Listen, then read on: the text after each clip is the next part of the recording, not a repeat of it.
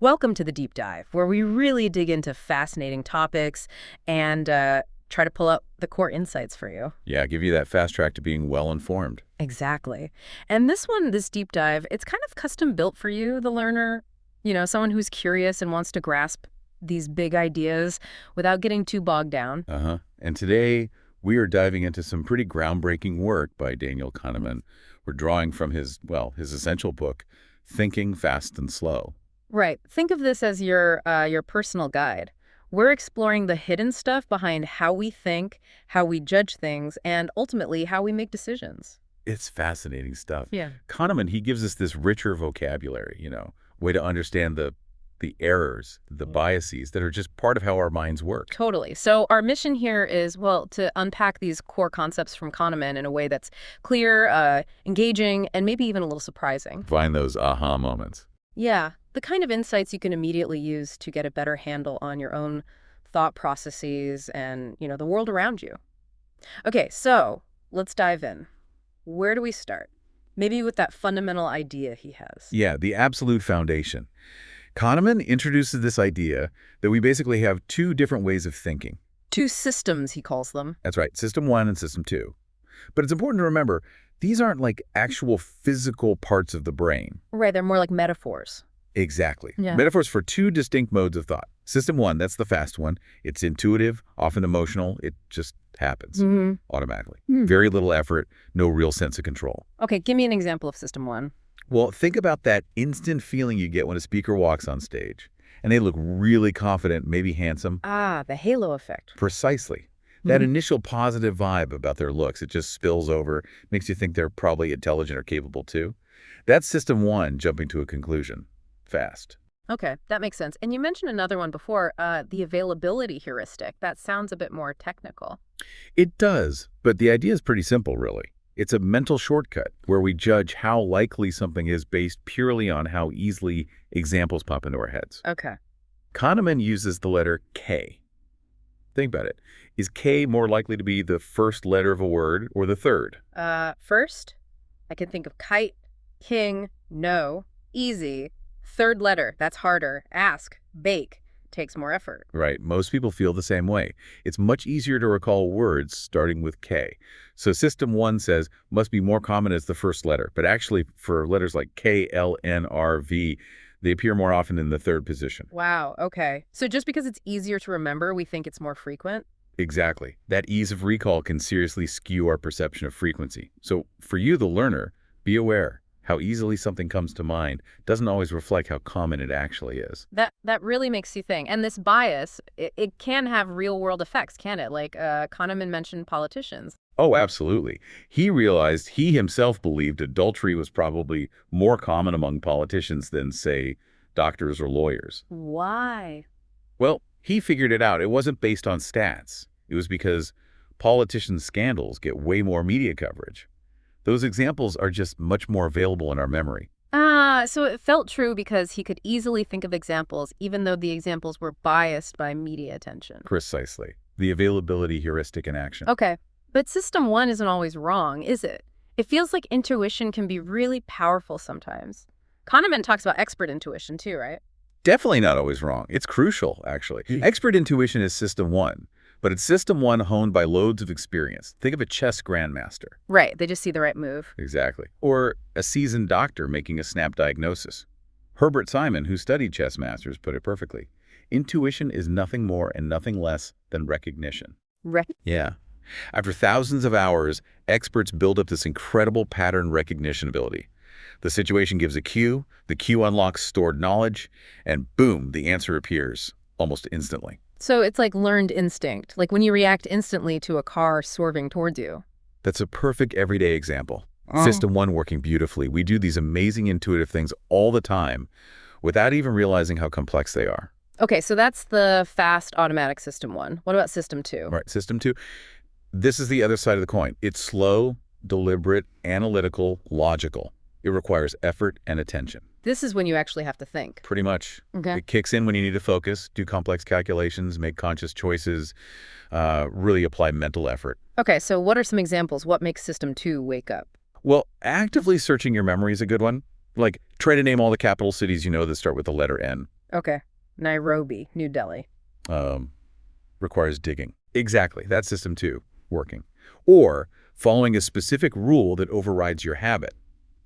Kahneman uses the example of counting every F on a page of text. Oh, yeah, I've tried that. It's surprisingly difficult. You have to constantly focus. It demands sustained attention. And that effort, it actually shows up physically. Physically? How? Yeah, when system 2 is heavily engaged, like trying to hold a string of digits in your mind, your pupils dilate, your heart rate goes up. Seriously? Yeah, they did experiments. They could literally see the mental effort. And interestingly, if the task got too hard, like too many digits to remember, the pupils would stop dilating or even shrink.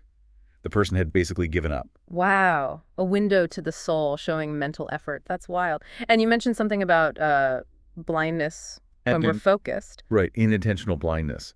When system 2 is really concentrating hard on one thing, we can be completely oblivious to other things happening right in front of us. Like the invisible gorilla experiment? That's the classic one.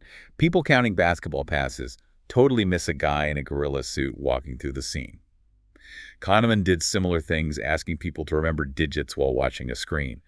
They often miss seeing the letter K flash up when their mental effort was highest, even though they were looking right at it. So system 2 is powerful, but its focus is narrow. It has limited capacity. Exactly. It's a limited resource. Okay, so what can system 2 do that system 1 just can't? Well, system 2 is the only one that can follow explicit step-by-step rules.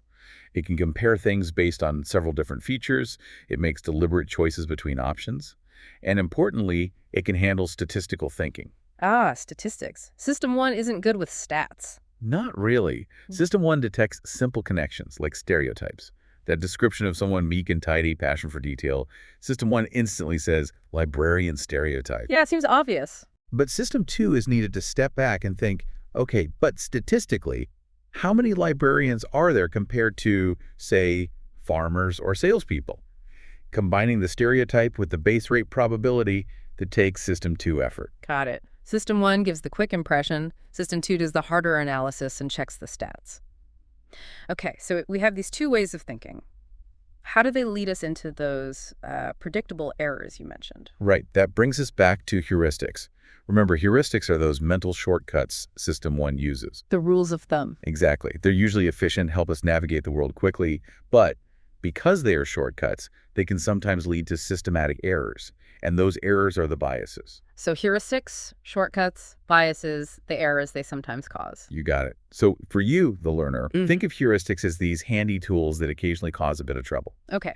We talked about the availability heuristic judging frequency, but how easily things come to mind. Can we explore that a bit more? Sure. It really hinges on the ease of memory retrieval. Think about that word, fragment, SOP. If you were just thinking about dinner, you'd probably complete it as SOE pretty quickly. If you're thinking about washing your hands, SOP might come faster. Right. Depends on what's already active in my mind. Exactly. And like we said with the politicians, media coverage massively influences this. Things that are constantly reported feel more frequent, more available, even if statistically they aren't. It warps our perception. So be careful what you consume because it affects what's available in your head. Definitely. Now, related to this is the feeling of cognitive ease versus cognitive strain. Okay, what's that about? Cognitive ease is that smooth, comfortable feeling when things seem familiar, effortless, clear, maybe even good. It signals things are okay, no need to mobilize System 2. Like reading something in a really clear font. Yeah, or hearing a simple explanation. Cognitive strain is the opposite. It feels effortful, maybe confusing, there's a sense of difficulty. It signals a potential problem, time for System 2 to pay attention. And this feeling of ease, it influences us. Big time. Things that induce cognitive ease, clear writing, repetition, even a simple rhyme tend to feel more true. We mistake the ease of processing for validity. Wait, so just because something is easy to understand or feels familiar, we're more likely to believe it? That's the tendency. It ties into illusions of remembering. Kahneman mentions the becoming famous overnight study. How did that work? Basically, people read a list of non-famous names. Later, they see a list with some of those names mixed in with names of actual minor celebrities. They often identify the previously seen non-famous names as being famous. Why? They don't remember where they saw the name, but it feels familiar. That familiarity, that cognitive ease, gets misinterpreted as fame or recognition. Repetition breeds familiarity, and familiarity feels like truth. Even if you repeat just part of a false statement. Even then, just repeating a phrase can make the whole false statement feel more believable later on. If it feels familiar and you can't pin down the source, you tend to go with the feeling of ease. That's kind of scary. Just hearing lies repeatedly makes them feel truer. It's a powerful effect. So the learner, critical thinking is needed. Don't just trust that feeling of familiarity. Okay. What about mood? Does being happy or sad change how we think? Absolutely.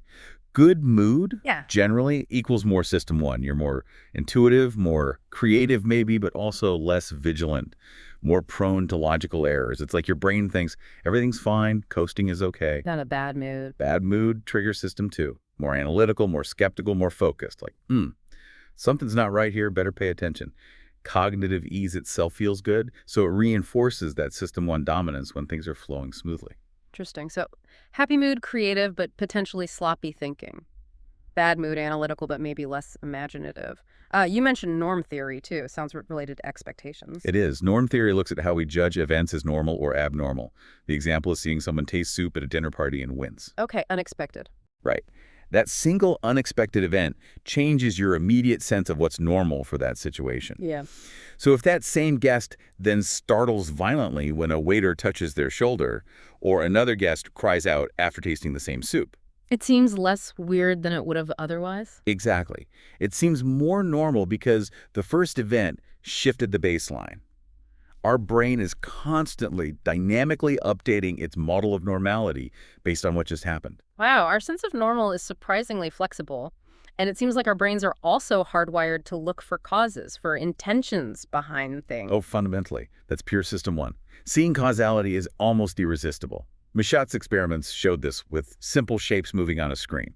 One bumps another, the second one moves. And you instantly see it as the first one causing the second one to move. You cannot see it that way. Yeah. And the Heider and Simmel film with just triangles and circles moving, people automatically see intentions, relationships, a whole story. Even babies do it. We're natural storytellers, imposing meaning even on abstract shapes. We are.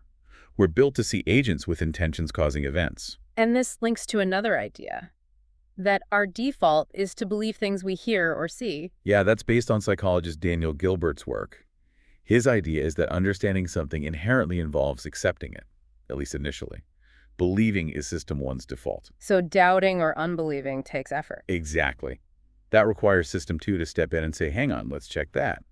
Gilbert showed this by giving people nonsensical statements, then telling them true or false, but sometimes distracting their system two with another task. And what happened? When system two was busy, people were more likely to later remember the false statements as being true. Whoa. So if we're tired, distracted. We become more gullible. System one accepts, and system two, the skeptic, is too busy or lazy to challenge it. It makes us more susceptible to persuasion when our mental energy is low. So believe first, ask questions later. If system two can be bothered, that's a crucial insight.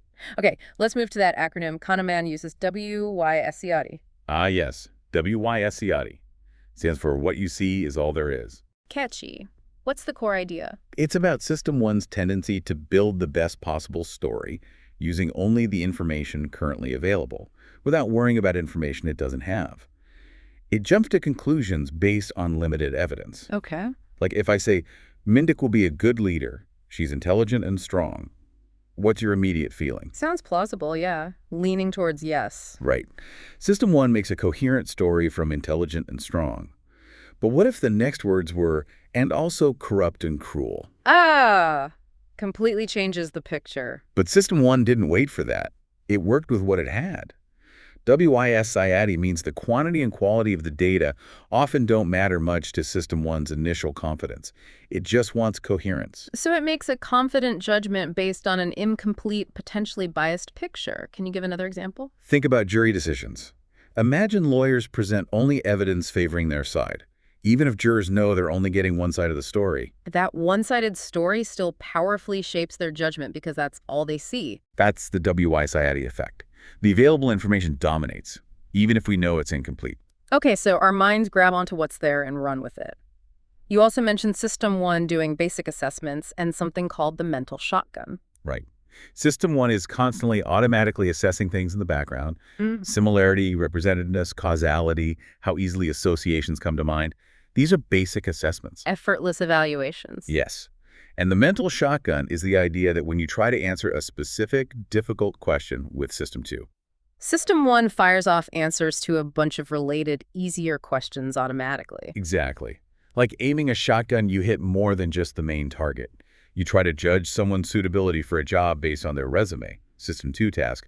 But System 1 is simultaneously assessing their photo, how much they resemble someone you like or dislike, maybe even the font on the resume. And those irrelevant assessments can influence the main judgment. They absolutely can, often without us realizing it. These basic assessments can substitute for the harder questions System 2 is supposed to answer. Like judging a politician's competence based on how confident their face looks. That's a perfect example. Studies like Todorov's showed that quick judgments of facial competence, strong chin, confident smile, predicted election results surprisingly well, even though those features have no real link to actual competence. People substitute the easy judgment, does this person look competent, for the hard one, is this person actually competent? Wow. So we're constantly making these quick judgments that can hijack more careful thinking. And this applies to understanding language, too. Yes, System 1 uses these basic assessments to make sense of language quickly, understanding metaphors, judging consistency. It can even compute averages automatically, like the average length of a set of lines. Okay, and what about emotions? How do our likes and dislikes play into this? That's the affect heuristic. Basically, our emotional response, whether we like or dislike something, heavily influences our judgments about its risks and benefits, often overriding more logical assessments. If we like an activity, we tend to judge its risks as low and its benefits as high, and vice versa. So feelings trump facts sometimes. And we tend to look at decisions one by one. Yeah, that's narrow framing. We often evaluate choices in isolation rather than seeing them as part of a larger portfolio of decisions, which can lead to suboptimal outcomes overall. Okay, a lot of shortcuts and potential pitfalls there. Let's switch gears to statistics again. You mentioned the law of small numbers. What's the issue there? It's this ingrained, intuitive belief that small samples must reflect the proportions of the population they're drawn from. We expect patterns in large samples, and mistakenly, we expect them in small samples too. But small samples are much more likely to show extreme results just by chance, right? Exactly. Kahneman uses the example of kidney cancer rates across U.S. counties. The counties with the highest and the lowest rates tend to be rural, sparsely populated ones. Not necessarily because of rural lifestyle factors, though that's the tempting causal story System 1 jumps on. It's largely because with a small population, just a few random cases, or lack thereof, can drastically skew the statistics, leading to extreme highs or lows. Small samples yield extreme results more often than large samples. So we see an extreme result in a small group and immediately invent a cause when it might just be random variation amplified by the small sample size. Precisely. We crave causal stories, but reality is often just statistical variation, especially with small numbers. Researchers themselves struggle with this intuition. They often underestimate the sample size needed to get reliable results. It's hard to resist finding a pattern, even in randomness, like seeing a hot streak in basketball. Classic example. Players and fans believe in hot hands, but statistical analysis often shows it's just random fluctuation around their average performance. We see a few successful shots in a row and perceive a pattern, a cause, when it's often just chance. We're pattern-seeking machines even when there's no pattern there. Okay, another major bias. The anchoring effect. How does that work? Anchoring is fascinating. It happens when you consider a particular value for an unknown quantity before you estimate that quantity. That initial value, the anchor, then pulls your estimate towards it, even if the anchor is completely irrelevant or random. Like the Wheel of Fortune experiment. Yeah, the famous one. Spin a wheel, it lands on 10 or 65. Then ask people to estimate the percentage of African nations in the UN. And the number on the wheel influenced their estimate, even though it's totally random. Significantly. People who saw 65 gave much higher estimates than those who saw 10. The random number anchored their thinking. It happens with house prices, salary negotiations, even estimating historical dates. So just hearing a number primes our brain. That's one mechanism, yes. Suggestion acts as a priming effect. If I ask, was Gandhi older than 114 when he died? Unquote. Your mind automatically starts accessing thoughts related to extreme old age, even though you know 114 is wrong. Those activated thoughts then bias your subsequent estimate upwards. It pulls related ideas to the surface. Right. That's one type of anchoring associative activation.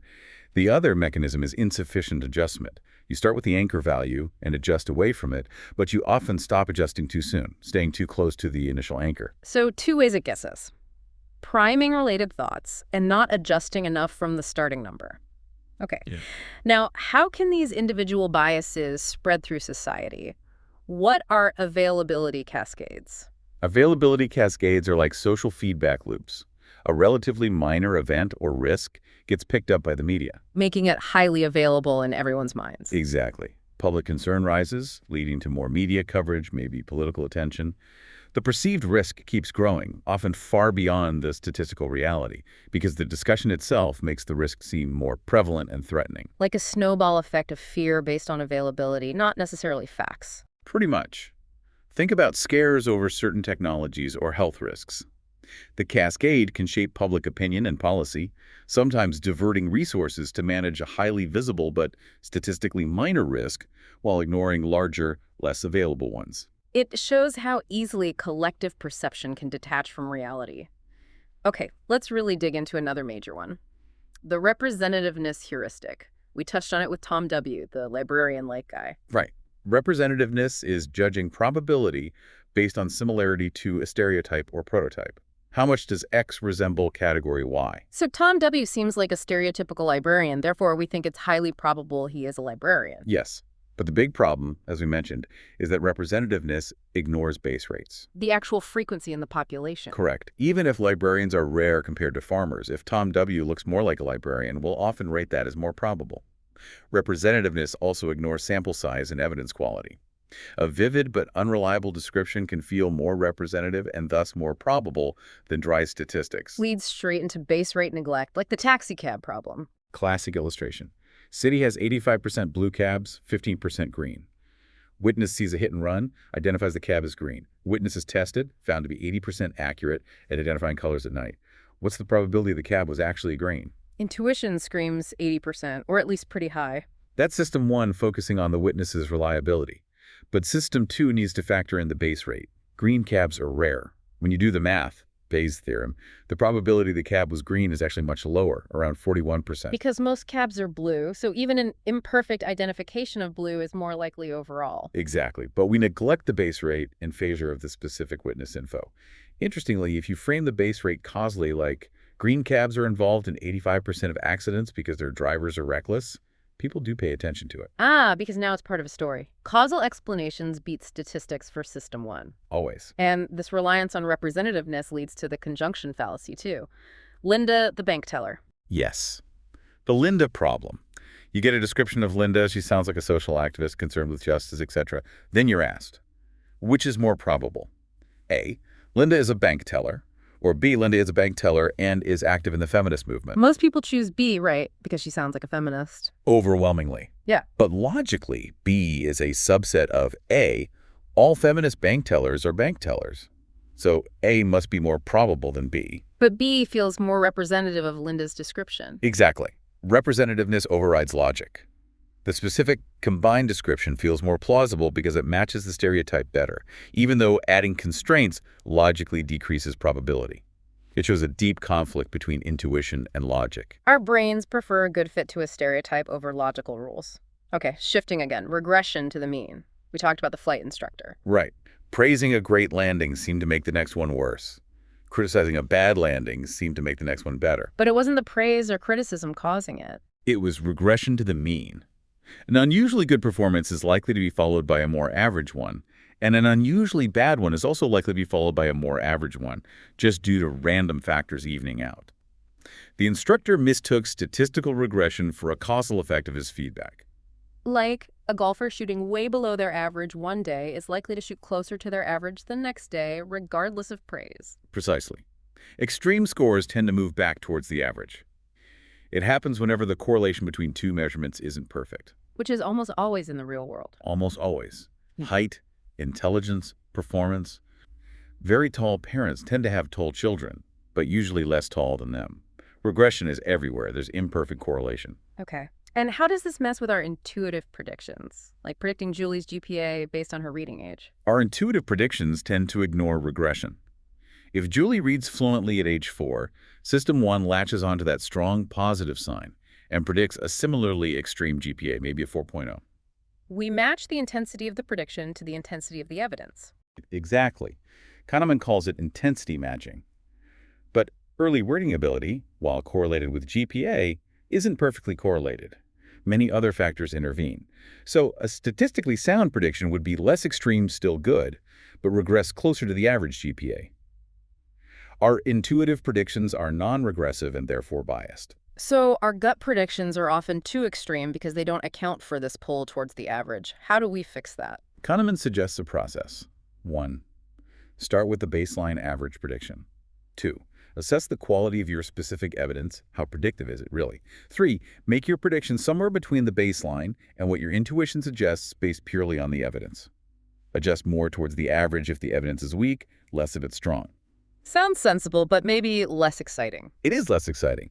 You make fewer bold predictions, fewer satisfying "I told you so" moments when something extreme happens, but your predictions will be more accurate on average. A trade-off between accuracy and feeling prescient. This feels related to the illusion of validity, overconfidence in our judgments. Very related. The illusion of validity is that subjective confidence we feel, often based on the coherence of the story we build, WISIAD again, or the representativeness of the evidence, even when that evidence has low actual predictive power. Like feeling sure about hiring someone based on a great interview, even though interviews are notoriously poor predictors of job performance. Classic example. The smooth narrative of the interview creates high subjective confidence, illusion of validity, despite objective evidence showing low predictive validity. We trust the coherence of the story over the statistical reality. We fall in love with our narratives. Okay. Looking backwards now, hindsight bias, the I knew it all along effect. Yeah.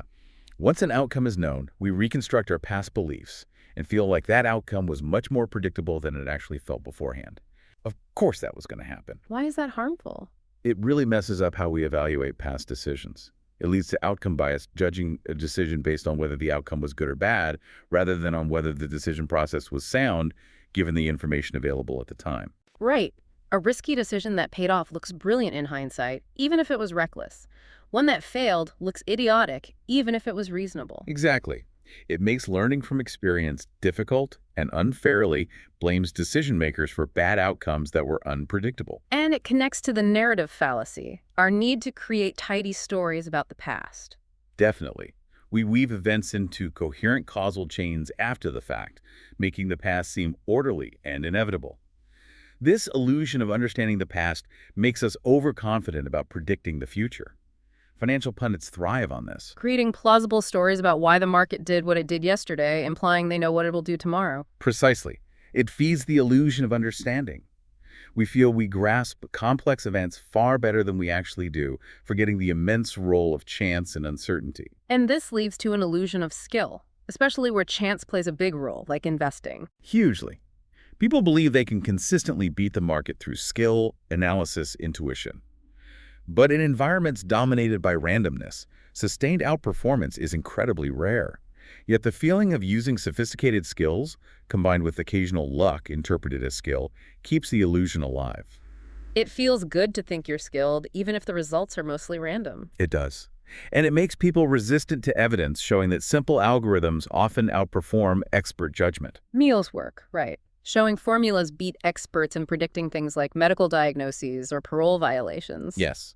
Algorithms are consistent. They don't get tired or biased by irrelevant details. Even simple equal weighting formulas could do surprisingly well. Like the APGAR score for newborns, a simple checklist that improved outcomes. A perfect example. Yet experts often resist algorithms, trusting their own complex, nuanced intuition, even when the evidence shows the algorithm is better. There's a debate here, of course. Gary Klein emphasizes trusting expert intuition in predictable, high-validity environments where experts get lots of feedback. But Kahneman seems more skeptical, given how often environments are unpredictable and experts are overconfident. Right. The challenge is knowing when the environment is predictable enough for intuition to be reliable and distinguishing true expertise from the illusion of skill. Okay, let's talk planning. Why are we so bad at estimating how long projects will take and how much they'll cost? The planning fallacy. It's that tendency to underestimate time, costs, risks, and overestimate benefits. We take the inside view. Focusing only on our specific project, visualizing success. Yes, focusing on our plan, our abilities, the best case scenario. We fail to take the outside view, looking at the statistics for similar projects. What's the actual track record for projects like this? We ignore the base rate for project completion times and costs. Exactly. Optimism and the desire to get the plan approved push us towards unrealistic forecasts. The cure. Ben Flyvjerg's advice. Use distributional information. Find data on comparable past projects and base your forecast on that statistical reality. Take the outside view. It's part of a broader optimistic bias, isn't it? It is. We generally tend to see ourselves and our future more positively than is statistically warranted. We think we're better drivers, less likely to get sick, more likely to succeed. Optimism can be good, motivating even, but it needs a dose of reality, especially in planning. Okay, let's shift to value and decision-making. Bernoulli's utility theory. What was the issue Kahneman found? Bernoulli focused on the utility of states of wealth. More wealth is better, but with diminishing returns. The flaw Kahneman and Tversky saw was that people don't evaluate outcomes based on absolute wealth, but on changes relative to a reference point. Gains and losses from where we are now. Exactly. And critically, how we feel about gains and losses is different. This led to prospect theory. And the key idea there is loss aversion. Loss aversion is central. Losses loom larger than equivalent gains. Losing $100 feels worse than gaining $100 feels good. The pain of a loss is maybe twice as powerful psychologically as the pleasure of a gain. Which explains why we often prefer the status quo, because the potential loss from changing feels more significant than the potential gain. Precisely. It also explains the endowment effect. Where we value something more just because we own it. Yes. If I give you a mug, you'll likely demand a higher price to sell it than someone else would be willing to pay to buy it. Giving it up feels like a loss, triggering loss aversion. Experienced traders show less of this, interestingly. Because they're used to gains and losses as part of the job. Perhaps. And Kahneman notes the poor often think like traders, every purchase feels like choosing not to buy something else, a constant awareness of opportunity cost and potential loss. So reference points are crucial, like a golfer judging their score relative to par. Perfect example. Or a taxi driver setting a daily income target and quitting once they reach it. Even on a busy day, loss aversion frame for working more versus working longer hours on a slow day, gain frame. Reference points shape decisions. And loss aversion makes negotiations tough, especially when resources are shrinking. Very tough. My concession is your gain, but it's my loss, and my loss feels bigger. Fairness judgments are also affected. Cutting pay feels much more unfair than foregoing a potential raise. Okay, now framing effects. How the choice is presented matters. Hugely. Presenting the exact same option in terms of gains versus losses can completely flip preferences. The classic is surgery survival rates versus mortality rates. 90% survival sounds way better than 10% mortality, even though they're identical. We react differently depending on whether it's framed as a gain survival or a loss mortality. Yes, and we usually just accept the frame we're given because reframing takes system 2 effort. Think about organ donation. Opt-in countries have vastly lower donation rates than opt-out countries, purely due to the default frame. Framing has massive policy implications. Now, prospect theory also describes a fourfold pattern of risk attitude. It does. It predicts. 1, risk aversion for gains with high probability. We prefer a sure gain over a gamble with slightly higher expected value. 2, risk-seeking for losses with high probability. We gamble to avoid a sure loss. 3, risk-thinking for gains with low probability. Lottery tickets. 4, risk aversion for losses with low probability, buying insurance. So our attitude to risk depends on whether it's a gain or loss and whether the probability is high or low. Exactly. And linked to this is how we handle small probabilities. We tend to overweight them in our decisions.